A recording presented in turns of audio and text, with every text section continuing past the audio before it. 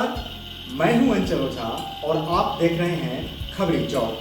देश इन दिनों आज़ादी का अमृत महोत्सव मना रहा है और यह अमृत महोत्सव इस मायने से कि देश की आज़ादी को 75 वर्ष पूर्ण हो चुके हैं। देश की आज़ादी के इस खुशी के अवसर पर प्रधानमंत्री नरेंद्र मोदी ने यह घोषणा की है कि 13 से 15 अगस्त तक घर घर तिरंगा लहराएंगे। उन्होंने 20 करोड़ घरों में तिरंगा लगाने का लक्ष्य रखा है। दोस्तों, हमें यह आज़ादी काफ़ी संघर्षों के बाद मिली। कई वर्षों की गुलामी की दास्तां के बाद, काफ़ी संघर्षों के बाद कई लोगों ने अपना सर्वस्व न्यौछावर किया, तब कहीं यह आज़ादी हमें मिली है। इन्होंने देश की आज़ादी की लड़ाई में हिस्सा लिया। स्वतंत्रता संग्राम सेनानी उमेद सिंह रावत के विषय में हम आज बात करेंगे।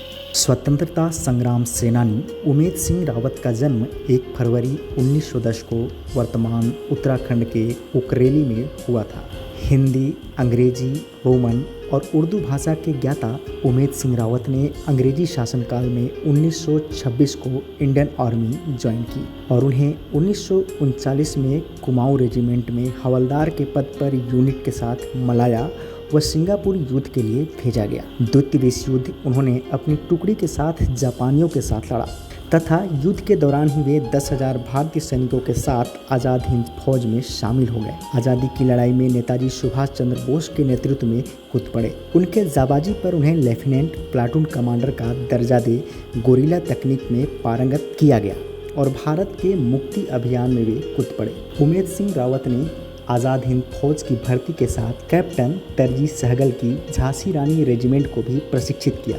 द्वितीय विश्व युद्ध के खात्मे के बाद नेताजी सुभाष चंद्र बोस के निर्देश पर आज़ाद हिंद फौज के सेनानियों के साथ आत्मसमर्पण के बाद कैप्टन उमेद सिंह रावत बैंकॉक में 6 माह बंदी भी रहे। 1946 में रिहा होने के बाद उमेद सिंह रावत ने श्रीमती विजयलक्ष्मी पंडित के अल्मोड़ा स्टेट मैनेजर के पद पर कार्य किया। 1947 को भारत के आज़ाद होने के बाद 26 नवंबर 1947 को उमेद सिंह रावत की नियुक्ति होमगार्ड प्रशिक्षण अधिकारी के पद पर हुई। उन्होंने तत्कालीन गृह मंत्री वल्लभ भाई पटेल के निर्देश पर हैदराबाद निजाम के खिलाफ पुलिस एक्शन में भी भाग लिया।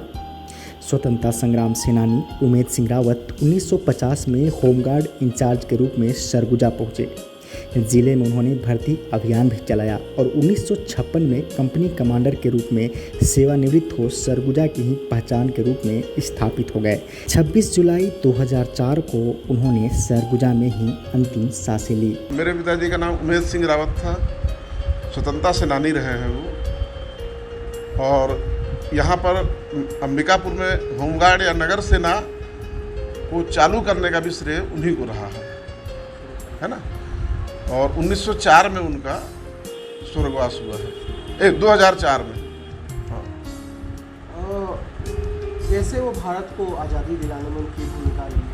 हाँ, वो हम लोग मूल तरह से वो मतलब उत्तराखंड के रहने वाले थे और वहाँ उनका जन्म हुआ है और शुरू में वो शिक्षक के रूप में कार्य किए हैं और कुछ दिन के ही उपरांत वो ब्रिटिश इंडियन आर्मी में फौज में भर्ती हो गए, वहाँ काम करने लग गए। सेकेंड वर्ल्ड वार के समय में जब युद्ध छिड़ा तो उन लोगों को इधर हांगकांग, थाईलैंड, मलाया, जापान, ये वाले क्षेत्रों में उन लोगों को ब्रिटिश इंडियन आर्मी की तरफ से लड़ने के लिए भेजा गया। उसी समय वहाँ पर सुभाष चंद्र बोस ने आंदोलन अपना चलाया था आज़ादी के लिए कि खून दो, मतलब मुझे खून दो, मैं आज़ादी दूंगा। और उनके ओजपूर्ण भाषण होते थे जिसमें पूरी की पूरी उस समय उधर की जो फौज या बटालियन रही वो पूरे के पूरे उनके साथ हो गई। इस तरह से ब्रिटिश इंडियन आर्मी से बगावत करके देश के लिए उन लोग लड़ने लगे। फिर उसके बाद भारत वापसी उनकी कैसे हुई, कब हुई? भारत वापसी मतलब जब जापान में अमेरिका ने परमाणु बम गिराया, उस समय वर्ल्ड वार समाप्त हो गया और उन्होंने ही निर्देश दिया कि आप लोग अब सरेंडर हो जाओ। और सरेंडर होने के बाद उन्होंने सुभाष चंद्र बोस ने उन्होंने सरेंडर करने के लिए निर्देश दिया कि क्योंकि युद्ध तो ख़त्म हो चुका था परमाणु बम गिरने के बाद में, और इन लोग सब सरेंडर हो गए। और इन लोगों को फिर ब्रिटिश शासन के अधीन ही आना पड़ा और इन लोगों को फिर जेल हुई। करीब करीब 8-9 महीना इन्होंने जेल में बिताया। फिर जेल से बाहर कैसे आए, कैसे संघर्ष पूरा रहा? उनसे सर्टिफिकेट लिया गया, 3 कैटेगरी बनाई उसमें, ग्रे, वाइट, ब्लैक और ग्रे।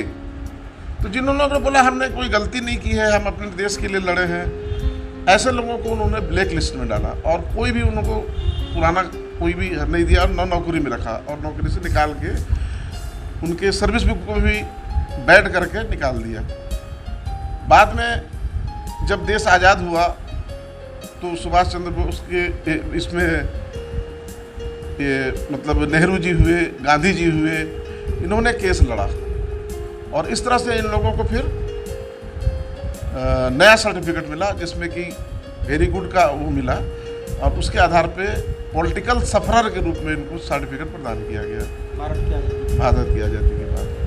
और बाद में इनको स्वतंत्रता सेनानी घोषित किया गया।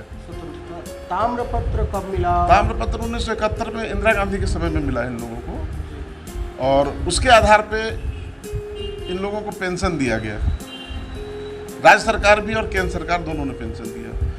क्योंकि फौज का भी बाद में इनका सुधर गया था सर्टिफिकेट, तो फौज भी भारतीय सरकार जो रही फौज का भी पेंशन दी और यहाँ होमगार्ड में चूंकि वो नौकरी करते थे तो उसका भी उनको पेंशन मिला।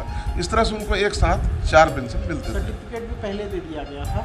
हाँ, पहले ही मिल गया था। कितना अब जैसे कि आपने बताया कि होमगार्ड को सरगुजा में खड़ा करने वाला, हाँ उन्होंने ही उसको चालू किया था। इसके बारे में बताइएगा कैसे? पहले तो जैसे यहाँ से कुछ लोगों को ले जाते थे, वो नागपुर राजधानी थी अपनी मध्य प्रदेश की, वहाँ ट्रेनिंग होती थी। बाद में फिर गवर्नमेंट ने इसका एक्सपांड किया, मध्य प्रदेश गवर्नमेंट ने, और हर जिले में एक कार्यालय खोला। तो उसका श्रेय हमारे पिताजी को जाता है कि वो यहाँ पर उस कार्यालय को स्थापित किए और यहीं पर वो ट्रेनिंग के प्रोग्राम, होमगार्ड की ट्रेनिंग की, जिसमें कि 3 महीने की ट्रेनिंग होती थी और साल में एक बार रिफ्रेशर कोर्स होता था। और उनका मतलब जो ट्रेनिंग होती थी, परेड, बंदूक चलाना, फायर फाइटिंग का, कोई यदि पानी में डूब रहा है तो उसको कैसे बचाया जाए, एक सामान्य नागरिक को, चाहे वो व्यक्ति जो ट्रेनिंग ले रहा है वो नौकरी में हो, शिक्षक हो या किसी अधिकारी के पद में हो, वो भी उस ट्रेनिंग को ले सकता था। उसकी छुट्टी उसको उस कार्यालय से मिल जाती थी ट्रेनिंग के लिए।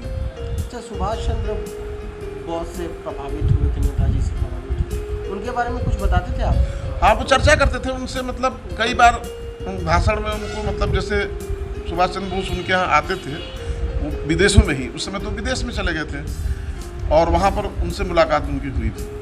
तब उन्होंने आज़ाद सेना में, हाँ, उससे इसलिए सब बहुत लोग उसमें प्रभावित हुए थे और देश की सेवा के लिए उन्होंने बलिदान मांगा था कि आप लोग आइए और हमारे देश के लिए आप लोग लड़िए। तो इस तरह से उन्होंने ब्रिटिश के विरुद्ध में फिर लड़ाई लड़ी। आप मुझे खून दो, हाँ, आज़ादी दूँ। हाँ, उनका व्यक्तित्व कैसा था आपके पिताजी का? अच्छा, मेहनती बहुत आदमी रहे, पहाड़ी व्यक्तित्व थे ही, मेहनती थे, सरल थे, काफ़ी मेहनती रहे, उम्र भी बहुत लंबी रही, सिंसियर रहे, फौजी आदमी थे।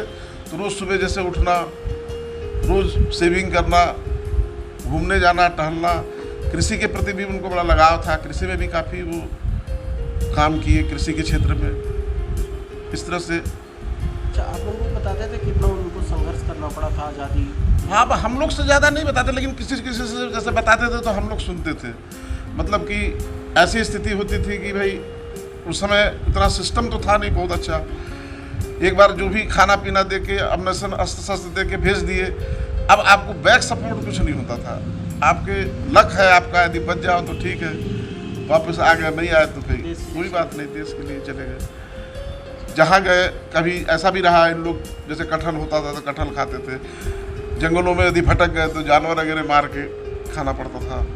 इस तरह के मतलब पेड़ों के पत्ते खाने भी पड़े हैं, जैसे भी मतलब बहुत लोग उसमें मतलब मृत्यु में भी प्राप्त, शहीद भी हो गए बहुत लोग, जो बच गए सो बच गए। कभी प्रशासन आप लोगों की सूद लेने आता है? नहीं, प्रशासन ने बहुत किया है हमारे लिए, ऐसा नहीं है। प्रशासन बहुत ध्यान दिया, शुरू से ही सम्मान दिया उनको बहुत ज़्यादा, है ना। हम लोग तो अब इस्टेब्लिश हो गए, वो पीढ़ी भी बदल गई, अब हम लोग की भी एज काफ़ी हो गई, लेकिन प्रशासन ने वास्तव में किया है, ऐसा नहीं है।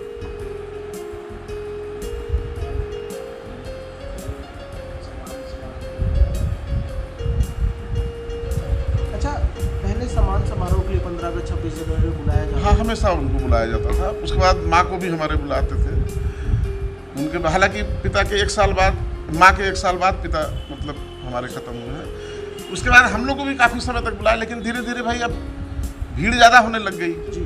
तो हो सकता है कि उसके कारण प्रशासन को निर्णय लेना पड़ा हो, और फिर अब उसको उतना बड़े पैमाने पे नहीं किया जाता है। जो लोग जीवित हैं उनके ही सम्मान अब किया जाता है ज़्यादातर। तो कैसी लगी आपको हमारी यह कहानी, आज़ादी के दीवानों की कहानी? हमें कमेंट बॉक्स पर ज़रूर बताएं, अपनी राय रखें।